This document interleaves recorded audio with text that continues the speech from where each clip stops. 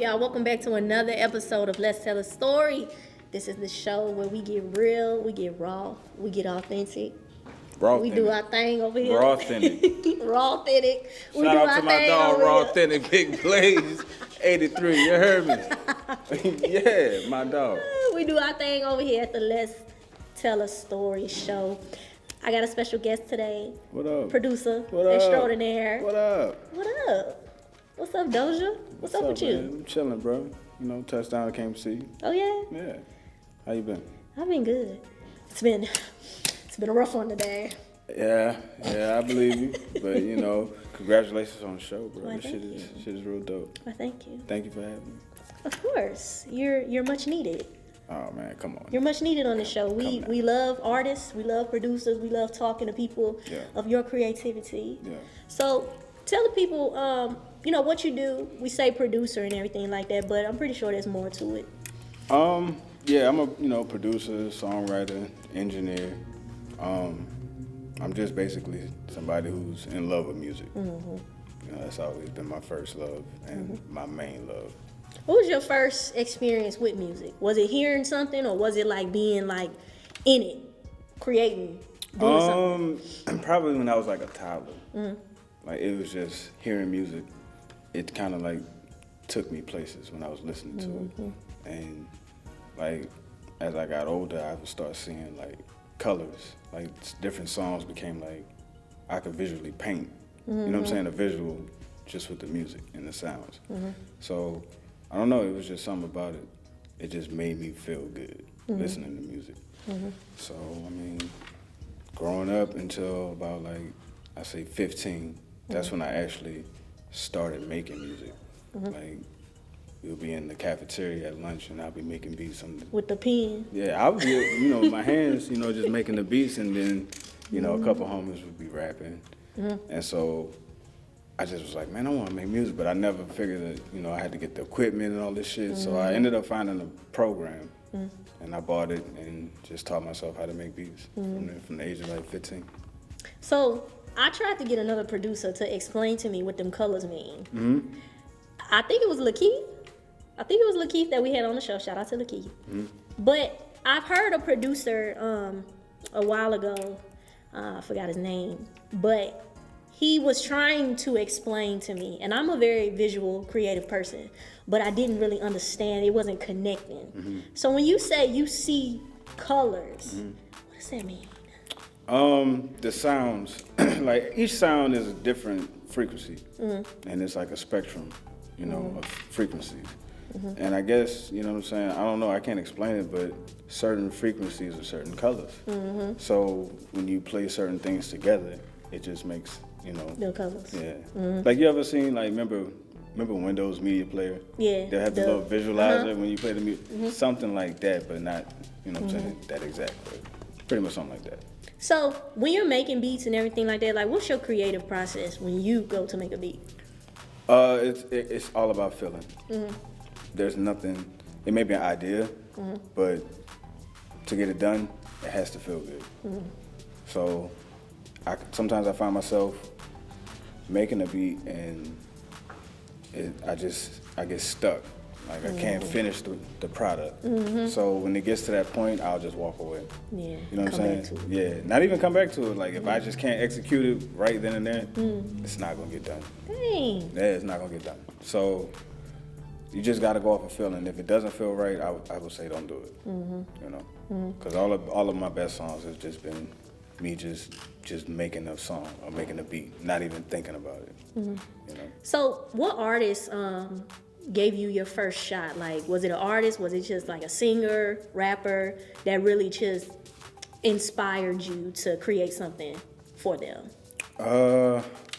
I can't really say it was any like artist specifically. Like I started out with a group of friends, and they was the rappers and I was the beat maker. I was the youngest out of everybody, so that's pretty much where it started. And through the years of just doing shows and doing projects, I got my name up because I'm from Baton Rouge, but I went to high school in Maryland. So that's why I started doing my music when I was out there.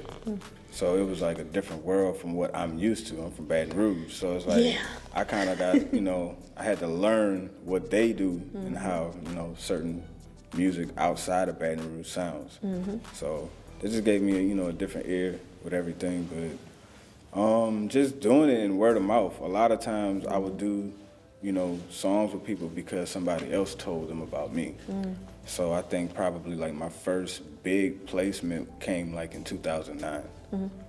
Working with Don Cannon and DJ Drama. They had a production group called the Weathermen.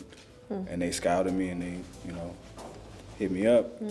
Started working with them, and it was Bun B. Bun B ended up, doing one of my songs and, doing the video with it.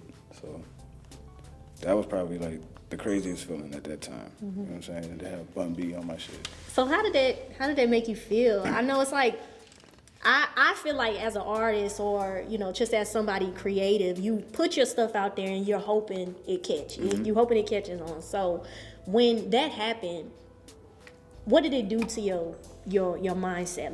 Like did it help you believe in yourself more? That's exactly what it did. It let me know that I was doing the right thing. Yeah. Because it's like sometimes when we start out, we doubt ourselves. A lot. Right. But I'm going to tell you, you have to get out your way.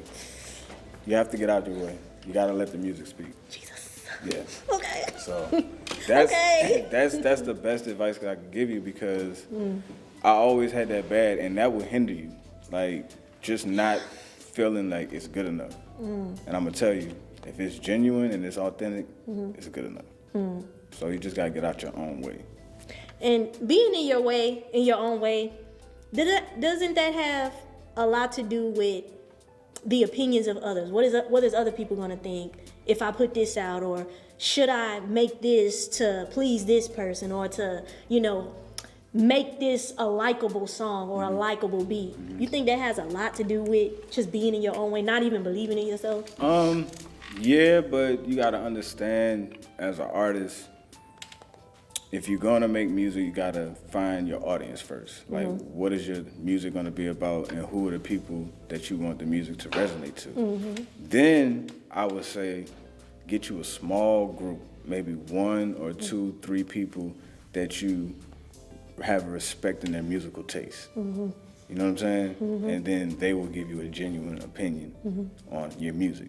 So I have Joe, I have my homeboy Kalo, and I have maybe like another homeboy. I will always go to them whenever I'm in doubt. And so I'll be like, Joe, what you think about this? He'll be like, man, that shit's tight.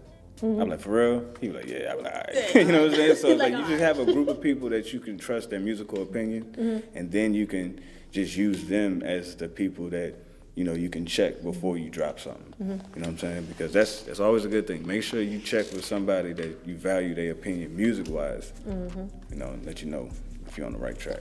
So how do you stay consistent? Like, how do you stay disciplined in what you do? Passion. Does your passion ever run out? Does it ever get I've been weak? doing this since 2003. Every day. For everything. Every single day. I have not made music. Not a day that went by. You feel me? So it's all about your passion. Because if you got that passion, can't nobody stop you. They sleep. You making beats. You writing songs. You recording. 4 or 5 in the morning. Getting up at 9. Doing it again. You feel me? It's on you. How bad you want it. Even when you become discouraged at times, have you been at a place in your life where you've gotten discouraged? Things maybe wasn't moving in the direction you wanted to go. It wasn't moving as fast as you wanted to. Yeah, but at the end of the day, that wasn't what I got into it for. I do music because I love music. Whether if anybody hears that motherfucking shit or not, I'ma do it.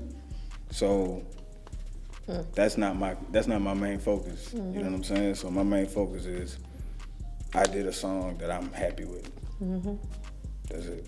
That's all that matters. Yeah, that's the first part. You know what I'm saying? Now, if you want to talk about making some money off of it, that's a different story. Like, yeah, but off the top, it's all about just making that song.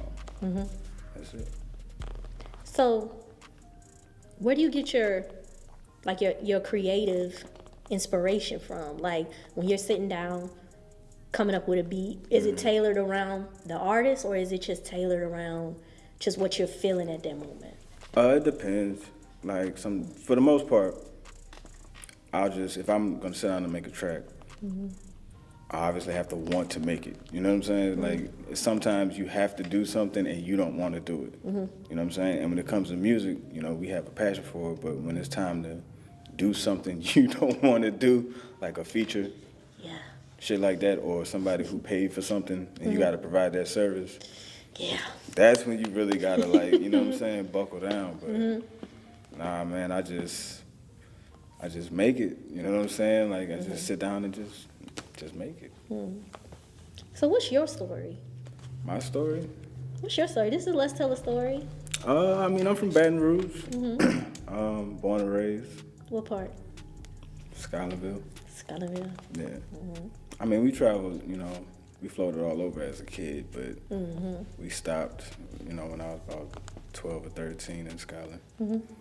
So, 9th grade year, got kicked out of school out here. Me too. For real? I don't believe you. I don't believe that. I did. For real? I did. So, yeah, they told me I couldn't go to no schools out here. So, my father, he lives in D.C. Ended up moving, you know, out there in Maryland. Staying with my aunt. She raised me, high school. And like I said, around 15, 16, started making music. Then I took it serious, like, once I graduated high school. And started working with, you know, a couple people, and it just from there. And from I guess like 2008, 2009 till 2012 when I had my daughter, you know, it was all about music. But now it's, you know, a little monkey wrench in the plans now, so priorities change. But she was probably the greatest gift that I can ever get at that time. You know what I'm saying? So now there's a bigger reason to do it. You know what I'm saying? Like, it's not for me. Like, all of this is gonna be for her when I'm gone. So, you know, here I am today. You know? As a producer, you guys kind of work in the background. Y'all are comfortable with not being, you know, at the forefront, not being the artist. Some of them aren't as comfortable being at the forefront. What's the difference between being the one that makes the beat, but also making the beat and trying to transition into an artist? Like, what's that journey like? For me, it was always, like I said, I had a passion I was a fan of music. I was a fan of hip hop. Yep. I was damn near a student of hip hop. You know what I'm saying? Like, everybody got the eras, and like, we know the history, but my era started probably like 92 and like the West Coast era. That's what I grew up listening to, is a lot of West Coast music. And of course, you know, Cash Money, No Limit. That's in my DNA as well. You know what I'm saying? So for me, you know, my musical taste, man, it just varies, bro. Like, whatever sounds good to me and makes me feel good on the inside, that's what I like. You know? Is it different being an artist / producer, or is it just all kind of? Yeah, it's different because you have to, like, wear, you know, different hats. You know, you gotta be the person that comes up with the music, the concept for the song, and then you gotta write lyrics for it. It's a lot of work. It is, you know, and sometimes it's hard because, you know, what you like as an artist may differ than what you like to make as a producer. Yeah. You see what I'm saying? So it's challenging, but it's also easy because you know what you want. So you can pretty much just custom make everything for the song, you know. Have you found success in that yet, or do you feel like you're still kind of trying to maneuver through? Yeah, there was a time where, you know, even as a producer, like, I had a hunger to, like, get my chops up as far as, like, rapping. So, like, I used to train myself. Like, I would have an instrumental from, like, a mixtape, and I would get in my car, and I would ride and smoke, and I would literally write my song in my head and just write it 1 bar, 2 bars at a time. Then I'll repeat the first 2 and then add another one. Go back to the beginning and recite it and keep writing it and build a song like that. So I'm training myself, and it just helped me. It just helped me with my songwriting. So it's like I said, it's just about passion. You know what I mean? So that's what helped me get my chops up, and it's easy for me now. So it's like I can sit down and be like, I want to make an album sounding like this with these kind of lyrics. And I would get my group of people that I work with, like I said with Joe, and we'll knock it out. You know what I'm saying? So it's just about training. Anything, you gotta do it. You know what I'm saying? Anything, yeah, you gotta practice. I tell people every time, bro, if you wanna do this shit, you gotta go in the woods and punch on trees and, you know, go training for like 90 days before you come back out. So you could be a straight samurai. You know what I'm saying? Because this is not a game. They got people that take this shit serious and that are good at it. Yes. So it's like, how good you wanna be? It's definitely, and I feel like it definitely, it takes a person with a strong mind as well. Yeah. Because when you come into this industry, you have so many opinions, you have so many people telling you, oh no, you sound like this, you need to do this, or you need to do that. Has there been a time in your journey where somebody kind of tried to dim who you were and tried to turn you into something else, or tried to, you know? I've had like old, like people that called themselves my manager, you know what I'm saying, try to like tell me, you know, what I should sound like, what I should rap on, what I should look like. And it was nothing who I was, you know what I'm saying? So I'm like, nah, I ain't fucking with that. So I don't know, anything that you uncomfortable with, I wouldn't do it. I don't care what it is. Look, Louisiana Daiquiri Factory. You can follow me at LA_Daiquiri Factory. And look, this how we rolling with it. I'm making daiquiris with premium alcohol. You see this here? That's what I'm making my daiquiris with. This is apple cognac. We make this with V-Long. Yo, this shit fire. We make a tropical passion with this new Ciroc. We got a green apple. That's his favorite. It's my favorite, y'all. Peach Douce, strawberry Hennessy, plenty different flavors. Just follow me at Louisiana Daiquiri Factory. Simple. You can call me, DM me, or text me, and I'm pulling up. Certified. You heard me? Yeah. Yeah. I got That's how it's drink. going down. So in this industry, how do you stay true to who you are as a producer, as a creative, with, you know, so many sounds and, you know, people vying for this type of sound? How do you stay true to yourself and what you believe?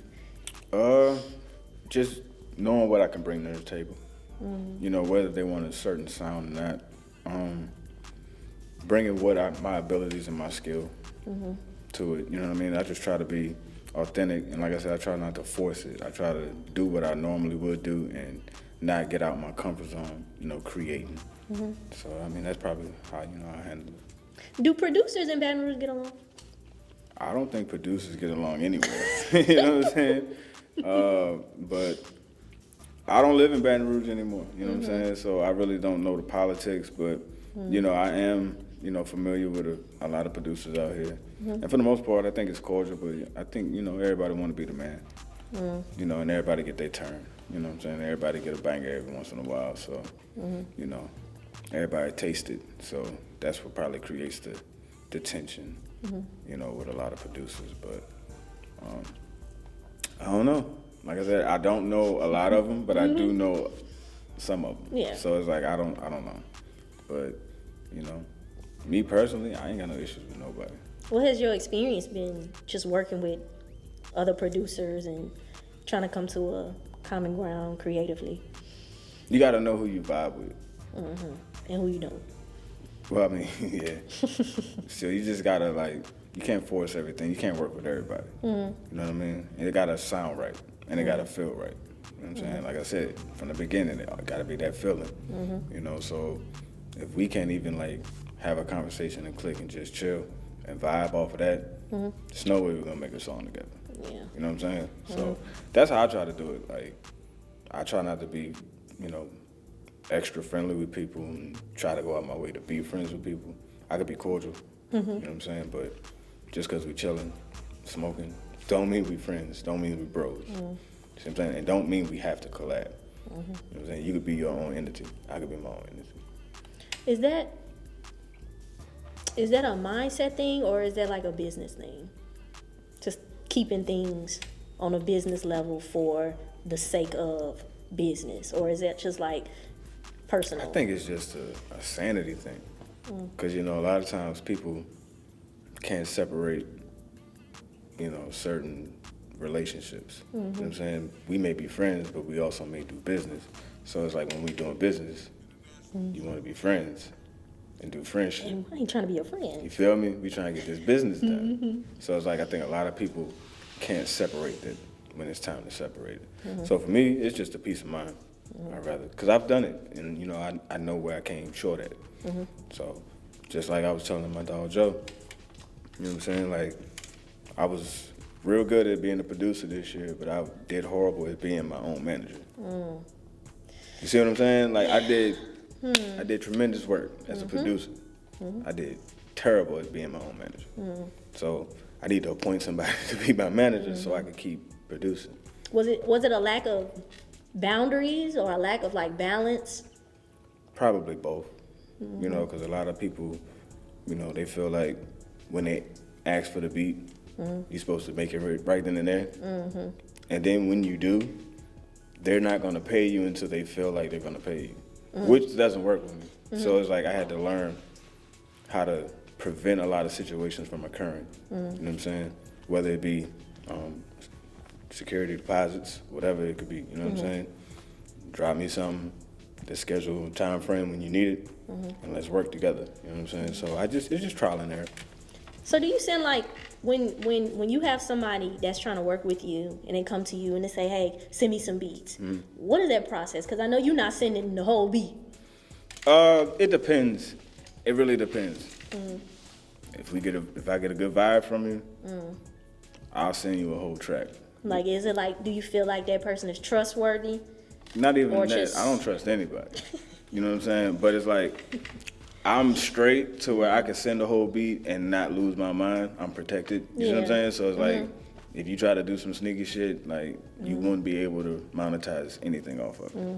So I don't have no problem sending a whole beat. You know what I'm saying? But, I mean, the process is basically they just hit me up.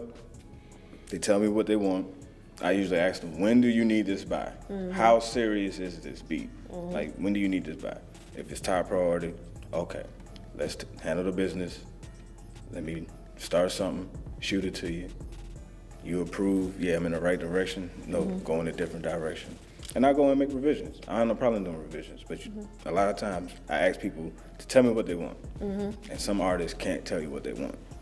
And that's the problem. Yeah. They can hear it, but they can't verbalize what they hear. I wanted to sound like that.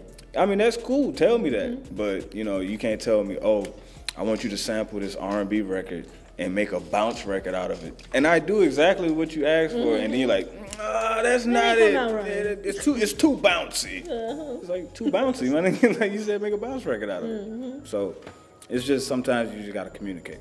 And before you even waste your time making something, and then now you can't get paid for it because it's not what they wanted, just get everything cleared out in the beginning. You know what I mean? During that process of kind of like vetting, you know, like different artists that you work with, is it better to creatively come up with a beat together with the artist? Like, is that hard to do? For me, that's what I would prefer.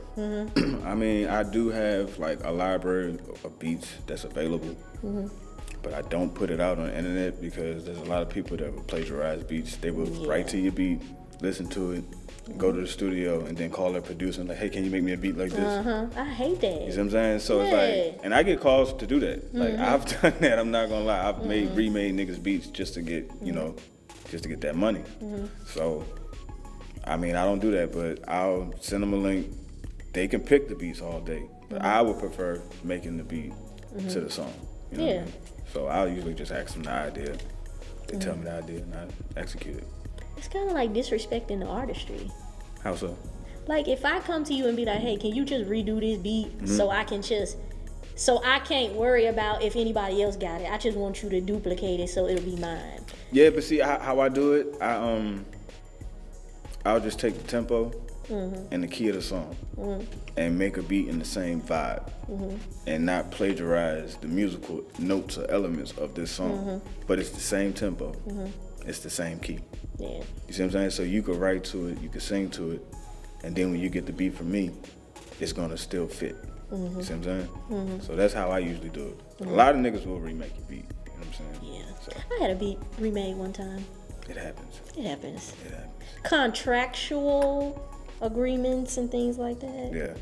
Kind of cross. You gotta paths read and those stuff. contracts to these producers send you, cause it'll say some wild shit in there. You know what I'm saying?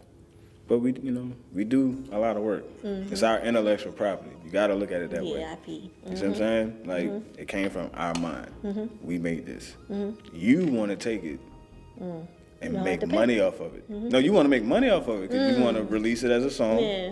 You want to go perform it across the world. You want to sell millions of copies of it. That's mine though. So we got to come to an agreement that it's going to be okay for me to let you do that. And a lot of times it don't work out in the producer's favors. It don't. And a lot of times it don't work in the artist's favor, depending on their label deal. Yeah. You see what I'm saying? So do you prefer working with rappers or singers? You know, man, Don't? it don't. You don't have a preference? Nah, I like making music. As long as we make a hot song, that's all I care about. So it don't matter. R&B, country, you know what I'm saying, gospel, whatever. Gospel? I produce whatever. Produce for the Lord? I mean, I produce for whoever want to hear something. You know what I'm saying? They want a boogie too in the church. You know what I'm saying? They gotta get their jig on. So, what is your goal, your mission as a producer? Like for the future? Like where do you see yourself just Just being an executive producer, and by that I mean, breaking artists, working with artists, doing their whole project, building their sound, building their brand, getting producers, getting them heard, getting them some spotlight, and getting them shine. That's pretty much it. I just want to make the world dance. You know what I'm saying? So you're okay with sharing the spotlight? I mean, I ain't got much spotlight to have, so, I can't be stingy with it. You know what I'm saying? So I ain't got no problem with it. Because that's a very rare to hear, like in this industry. Just like you said earlier, it's a lot of people that, want the spotlight for themselves. And it kind of takes away the support of the people that you're working with. Yeah. So you saying that, I like that. I appreciate that. But you gotta be confident in yourself. You gotta not worry about what he's gonna make. Gotta make what you gonna make. You know what I'm saying? So it's like, bro, and then it's like, if you in a position to get this man to where you are, that's a win. You know what I'm saying? You just changed this man's life for the better. You know what I'm saying? You put him in a space where he can make a beat for this artist, and this artist do that song and blow it up. Now this man got a whole career, and he could feed generations of his family now. You know what I'm saying? But you want to stop somebody from eating. You want to use that man. You want him to play melodies on your shit, and then you do the drums and put your tag on it. You see what I'm saying? Instead of just giving that man the opportunity to go make his own way. And that's what I'm gonna provide. I got a couple homies that I know that's probably way talented than me. You know what I'm saying? And if I could put them in a position to meet people that's gonna help them build relationships, that's fine with me. So what do you have coming up next? Are you working with any artists in particular or any projects that are being released for the new year? I don't know, bro. I be working with Joe and Real Prophet, and it's so many artists I'm doing, bro. I can't keep up with everything. I don't know what's coming out. You just working. I'm just working. Like me and you got a song we working on.